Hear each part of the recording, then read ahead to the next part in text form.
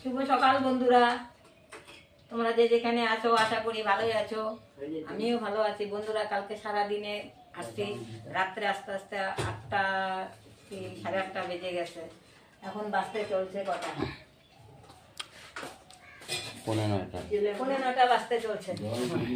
উঠলাম এই মাত্র বন্ধুরা, শরীর একদম পুরা টায়ার্ড হয়ে গেছে।